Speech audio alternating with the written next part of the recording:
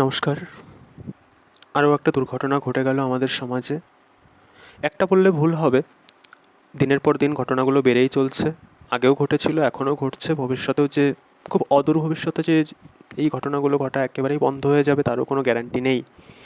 সুতরাং আমরা দেখতে পাচ্ছি দিন দিন একটা অন্ধকারের দিকে আমাদের গোটা সমাজটা পরিচালিত হচ্ছে। কারা চালাচ্ছে? না, একদল দানবিক মানসিকতা সম্পন্ন মানুষ। তারা মানুষ কতটা, অমানুষ কতটা, সেই বিচারটা আমরা না হয় পরে করব। কিন্তু তার চাইতেও বড় কষ্টের ব্যাপার যেটা, সেইখানে আমরা যদি দেখতে যাই যে যাদের এই মুহূর্তে এই অন্যায়গুলোর বিরুদ্ধে প্রতিবাদ করার কথা, সেই অর্থে হয়তো প্রতিবাদটুকু হচ্ছে না। আরজি করের ঘটনাটার প্রতিবাদে আমরা দেখলাম যে কালেকটিভ ওয়েতে সমগ্র রাজ্য জুড়ে এবং দেশব্যাপী একটা প্রতিবাদের ঢল নেমে আসলো সেই রাত দখলের দাবির ওপর ভিত্তি করে। কিন্তু সেই রাতে যখন প্রতিবাদে মুখর হয়ে উঠল গোটা রাজ্য, মহিলারা প্রতিবাদ করার পর, নারী পুরুষ নির্বিশেষে সকলে অংশগ্রহণ করেছিলেন কিন্তু সেখানে। কিন্তু যখন প্রতিবাদ শেষে, মিছিল শেষে তারা ঘরে ফিরছিলেন, তারা কিন্তু আবার সেই কিছু নারকীয় ঘটনার শিকার হতে হয় কিছু কিছু মহিলাকে, যারা কিনা নিজেদের সোশ্যাল মিডিয়া প্ল্যাটফর্মে নিজেদের অভিজ্ঞতাগুলো শেয়ার করেছে যে কী ভয়ানক অবস্থার মধ্যে তাদের মিছিল করতে হয়েছে, এবং সেই সঙ্গে ফেরার পথে তাদেরকে কোথাও ইভটিজিং ফেস করতে হয়েছে, কোথাও বাইক বাহিনীর তাণ্ডব, নানা রকমের টিটকিরি। তো এই জিনিসগুলো কন্টিনিউয়াসলি চলে আসছে। সুতরাং আমরা সেই 14-15 আগস্টের মধ্যরাতের প্রতিবাদ মিছিলের পর যে একটা নতুন সোশ্যাল মিডিয়াতে যে একটা নতুন ওয়েভ টাইপের চলে এসেছিলো যে এই বছর দেবীপক্ষের 50 দিন আগেই মায়ের আগমন ঘটেছে। মায়ের আগমন ঘটেছে অবশ্যই, সেটা আমরা অস্বীকার করতে পারি না, কিন্তু সঙ্গে সঙ্গে অসুররাও কিন্তু নিজের উপস্থিতিটা জানান দিয়েছে। তো এই মুহূর্তে দাঁড়িয়ে সেই ধর্ষণের ঘটনা, খুনের ঘটনা, এসব নিয়ে তদন্ত চলছে, নিজেদের মতো করে সবাই রাজনীতিটাও চালাচ্ছে। আমরা সেই দিকে যাচ্ছি না। রাজনীতির বাইরে থেকে আমরা চেষ্টা করব যে এই প্রতিবাদের সময়ে কী করে নিজেদের দিক থেকে জিনিসটাকে সামলে নিতে পারা যায়। কেননা যেটা আমি ব্যক্তিগতভাবে বিশ্বাস করি, সমাজটাকে বদলাতে শুরু করতে হলে সবার প্রথমে বদলটা নিজের মধ্যে থেকে শুরু করা দরকার। সেটাই হয়তো সবচাইতে বুদ্ধিমানের কাজ হবে। কারণ আমরা প্রত্যেকটা মানুষ, আমরা প্রত্যেকটা পরিবার, আমরা প্রত্যেকটা এরিয়াকে যদি ধরে নিই, আমরা দেখব কোথাও না কোথাও আমাদের নিজেদের মধ্যে খামতি আছে, যার জন্য আজকে আমাদের এই অবস্থাগুলোকে কন্টিনিউয়াসলি দিনের পর দিন ফেস করতে হচ্ছে। সবার প্রথমেই আমি কয়েকটা বিষয়ের উপর ফোকাস করতে চাইব, যদিও এটা কার্যত অসম্ভব যে একটা ছোট্ট ভিডিওর মধ্যে প্রত্যেকটা জিনিস, প্রত্যেকটা অ্যাসপেক্টের উপর ফোকাস করা, যেখান থেকে কিনা আমরা এই অন্ধকার একটা পরিবেশের মধ্যে থেকে বেরিয়ে একটু আলোর দিকে যেতে পারি। কিন্তু কিছু বিষয় আমরা আলোচনা করতেই পারি, কিছু বিষয়ের উপর ফোকাস করাটা আমাদের খুব জরুরি এই মুহূর্তে। সবার প্রথমে প্রত্যেকটা মেয়ের কাছে এবং যারা অভিভাবক আছেন, মা বাবা যারা আছেন, তাদের কাছে একটা আবেদন, আপনারা আপনাদের মেয়েদের, ও ছোট থাকতেই ওকে ড্রয়িং শেখাচ্ছেন, গান শেখাচ্ছেন, নাচ শেখাচ্ছেন, আবৃত্তি শেখাচ্ছেন, খুব ভালো কথা। সেই সঙ্গে সঙ্গে আত্মরক্ষার জন্য, নিজের সেলফ প্রোটেকশনের জন্য ওকে প্রপার ট্রেনিং দেওয়ার ব্যবস্থা করুন, যাতে রাস্তায় কিছু দানবর সামনে এসে দাঁড়ালে মেয়েটা নিজে থেকে মোকাবিলা করতে পারে। সঙ্গে সঙ্গে আপনার ছেলেটাকেও এই শিক্ষাটুকু দিন যে রাস্তায় যদি ও কখনো দেখে, শুধুমাত্র কোনো মহিলা নয়, শুধুমাত্র কোনো মেয়ে বিপদে পড়েছে বলে ওকে রক্ষা করতে হবে বা ওকে গিয়ে প্রোটেস্ট করতে হবে, এমনটা নয়। সমাজের যে কোনো রকমের ভালনারেবল সেকশনকে যদি ও কখনো যদি দুরবস্থার মধ্যে দেখে, ওকে শেখান পাশে গিয়ে দাঁড়াতে। এই শিক্ষাটা আজকের দিনে খুব দরকার। নেক্সট, আপনার বাড়ির ছেলে মেয়ে উভয়কেই শেখান গুড টাচ, ব্যাড টাচ, এই জিনিসগুলো কী। শুধুমাত্র আপনার মেয়েকে শেখালে আপনি একটা সেকশনকে শেখাচ্ছেন শুধু, আপনার ছেলে কিন্তু সেই জিনিসটার থেকে দূরে থেকে যাচ্ছে সবসময়। হ্যাঁ, আজকালকার দিনে স্কুলগুলোতে, স্পেসিফিক্যালি প্রাইভেট স্কুলগুলোর কথা যদি আমরা বলি, ওইখানে প্রাইভেট স্কুলে একদম ছোটো থেকেই ছাত্রছাত্রীদের বিষয়গুলো নিয়ে একটা বেসিক লেভেলের একটা ট্রেনিং দেওয়া হয়।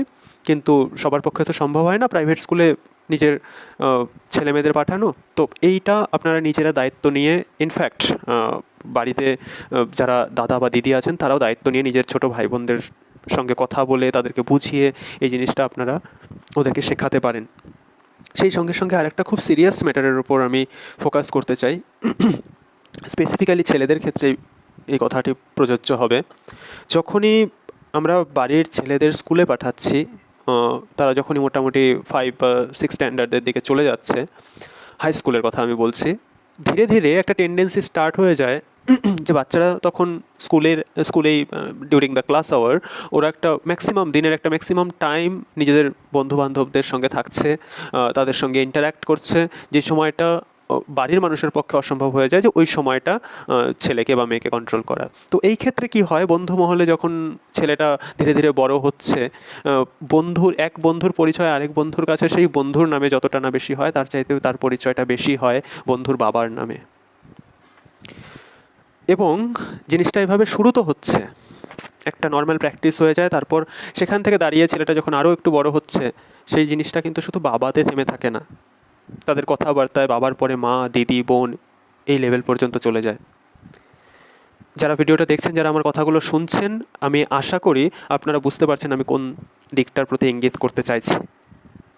যখন এইভাবে ধীরে ধীরে ডিগ্রেডেশন হচ্ছে মানসিকতার আপনার বাড়ির ছেলেটার, একটা সময় কিন্তু এই জিনিসটা টোটালি আপনার কন্ট্রোলের বাইরে চলে যায়, যে সময় গিয়ে আপনি জাস্ট একটা হেল্পলেস ফিলিং আসবে, আপনি নিজেকে অসহায় বলে মনে করবেন যে আমার ছেলেটা কীভাবে এমনটা হয়ে গেল বা আমার মেয়েটা কীভাবে এমনটা হয়ে গেল, আমরা তো বাড়িতে কখনো এই জিনিসগুলো প্র্যাকটিস করছি না। অফকোর্স হয়তো সত্যি সত্যি আপনি বাড়িতে প্র্যাকটিস করছেন না, কিন্তু যেই সময়টা ও বাড়ির বাইরে থাকছে সেই সময় এই জিনিসগুলো রিগোরাসলি প্র্যাকটিস করে যাচ্ছে, আর সেটার উপরে আপনার কোনো কন্ট্রোল ছিল না।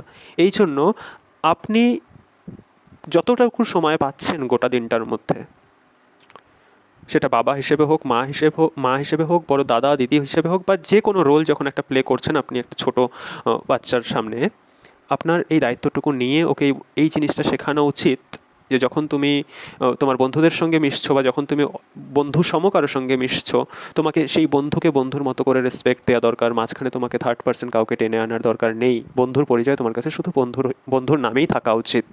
সেখানে বন্ধুর বাবা, বন্ধুর মা বা বোন কাউকে টেনে আনার দরকার নেই এখানে। নেক্সট, আমার মনে হয় আমাদের নিম্ন মধ্যবিত্ত পরিবারে বা যেখানে একটু একটু গোঁড়া মানসিকতার পরিবারে আমরা বড় হয়েছি, সেই পরিবারগুলোতে এখনও কিছু কিছু বিষয় নিয়ে আমরা বাড়ির ছোটদের সঙ্গে কথা বলতে ইতস্তত বোধ করি। আর সবচাইতে বড়, সবচাইতে ক্রুশিয়াল জিনিস সেটা তার মধ্যে একটা ইম্পর্ট্যান্ট হচ্ছে মেয়েদের মেনস্ট্রুয়াল সাইকেলের কথা আমি বলতে চাইছি, যেটা নিয়ে আপনারা বাড়ির ছেলেদের থেকে সবসময় লুকিয়ে যান। আপনার ছেলেটাকে ছোট থাকতেই একটা পার্টিকুলার এজের পর ওকে শেখান যে আপনার বাড়ির যে মেয়েটা আছে, ওর যে বাড়িতে দিদিটা আছে বা বোনটা আছে বা মা যে আছে, সবার ক্ষেত্রে, প্রত্যেকটা মহিলার ক্ষেত্রে এটা একটা কমন জিনিস, এটা একটা ন্যাচারাল জিনিস। যদি এই ন্যাচারালিটিটাকে আপনি ন্যাচারাল হিসেবে শেখাতে পারেন আপনার ছেলেকে, তাহলে সে কিন্তু স্কুলে গিয়ে, কলেজে গিয়ে যখন তার ফিমেল ক্লাসমেট হঠাৎ করে পিরিয়ডস হয়ে যাচ্ছে বা সেই টপিকটা নিয়ে কোনো অবস্থাতে কোথাও খিল্লি করতে পারবে না। ইনফ্যাক্ট আপনি যখন আপনার মেয়েকেও শিখিয়ে দিচ্ছেন যে এটা একটা ন্যাচারাল জিনিস, এটা একটা প্রাকৃতিক জিনিস, রুটিন বেসিসে হতেই থাকবে জিনিসটা, আর এটা কিছু খারাপ কিছু নেই এখানে, তখন দেখবেন আপনার মেয়েটাও বাইরে গিয়ে কোথাও ইতস্তত বোধ করবে না যখন ওকে সাডেনলি এমন একটা সিচুয়েশন ফেস করতে হচ্ছে। সবচাইতে বড় কথা কি জানেন তো, আজকের দিনে কোথাও না কোথাও অপোজিট জেন্ডারের প্রতি আমাদের ইন্টারেস্টটা নেগেটিভ দিকে খুব বেশি ঝুঁকে যাচ্ছে।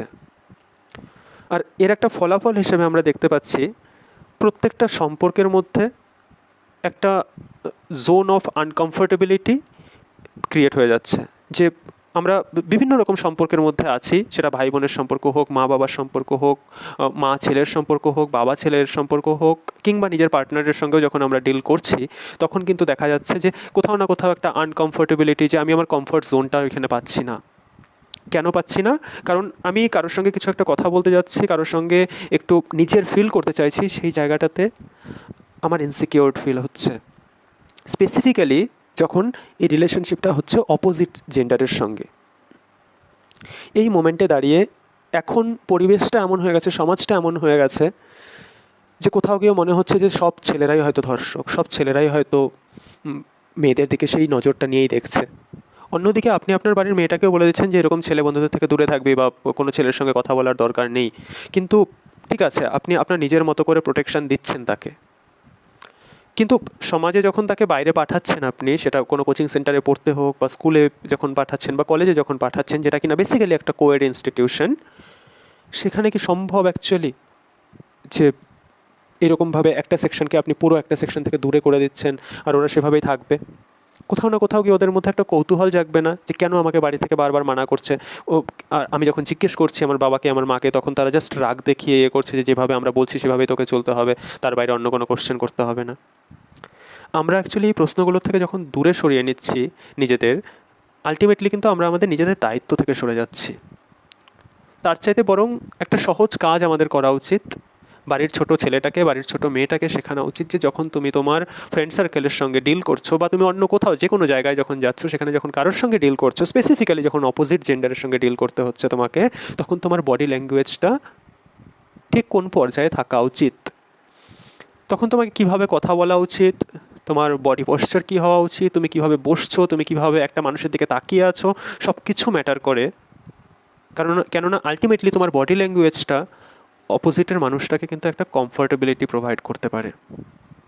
যতক্ষণ না তুমি সেই কমফোর্টেবিলিটিটা প্রোভাইড করতে পারছো উল্টো দিকের মানুষটাকে, ততক্ষণ পর্যন্ত কিন্তু মানুষটা তোমার সঙ্গে হাজার কথা বলুক, সে কখনোই তোমাকে নিজের বলে মনে করবে না।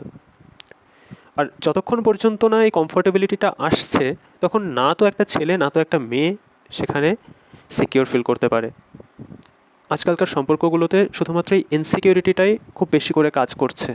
তো আমার মনে হয় সেই দিকটাতে খুব বেশি করে ফোকাস করা উচিত এই মুহূর্তে। আরও অনেক বিষয় আছে, সব বিষয়গুলো নিয়ে একই সময়ে একই ভিডিওতে কথা বলা সম্ভব না হতে পারে। আপনারা আমার সঙ্গে নিজেদের মতামতটাকে ডিফার করতে পারেন, কিন্তু কাইন্ডলি একটু ভেবে দেখবেন। আমার মনে হয় যেই অন্ধকারটা আমাদেরকে গ্রাস করছে দিন দিন, এটা একটা সন্ধে নামার আগ মুহূর্ত বলতে পারি। রাতের অন্ধকারে ঢোকার আগেই, অন্ধকারটা খুব গাঢ় হয়ে আসার আগেই আকাশের তারাগুলোকে আমাদের ফোটাতে হবে। আর আকাশের তারাগুলো আমরা কীভাবে ফোটাতে পারি জানেন তো? নিজেদেরকে চেঞ্জ করে। নিজেদের ফ্যামিলিতে আমাদের নেক্সট জেনারেশন বা আমাদের ছোটরা যারা আছে তাদেরকে এই জিনিসগুলো সম্পর্কে আরও খুব ভালো করে একটা প্রোডাক্টিভ ওয়েতে তাদেরকে যদি আমরা সোসাইটিকে গিফট করতে পারি,